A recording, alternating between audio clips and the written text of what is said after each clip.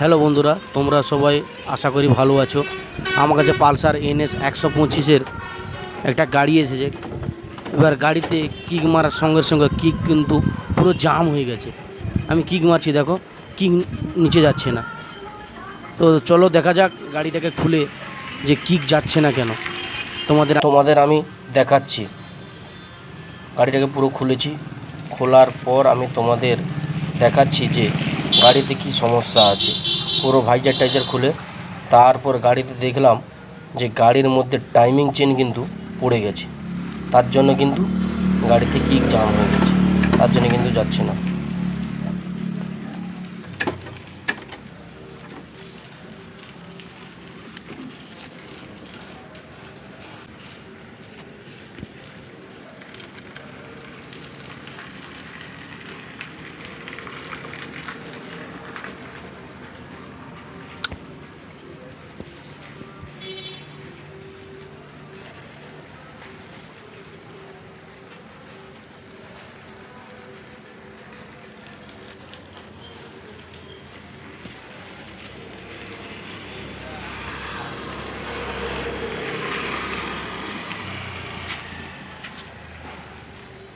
প্রথমত আমরা দেখব যে গাড়িটাকে, ইঞ্জিনটাকে খুলে বাইরে বের করব এবং তারপর ক্লাচ প্লেট খুলে টাইমিং চেন কিন্তু পরাতে হবে।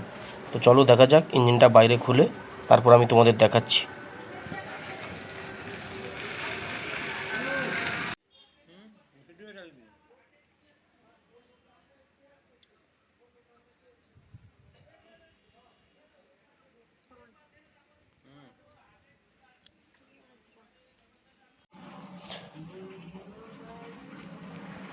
যেটা ক্রাঙ্কের পেনিয়ামটা আছে, ওটা উপরের দিকে ইঞ্জিনের গায়ে দাগ দেওয়া আছে, ওর সঙ্গে ক্রাঙ্কের এই দাগটা কিন্তু মেলাতে হবে।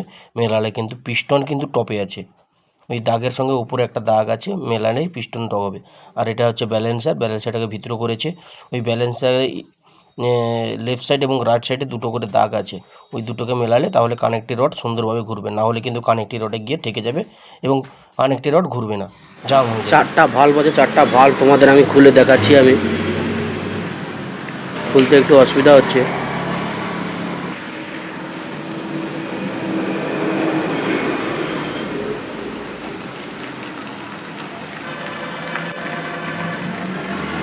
দুটো ভাল্ব খুলেছি, দুটো ভাল্বের মধ্যে দেখো পুরো একদম ব্যান্ড হয়ে গেছে, ভাল্বগুলো পুরো ব্যান্ড হয়ে গেছে, মানে একদম চলবে না। আর দুটো ভাল্ব খুলিনি এখনো পর্যন্ত, তোমাদের আমি খুলে দেখাচ্ছি। আমি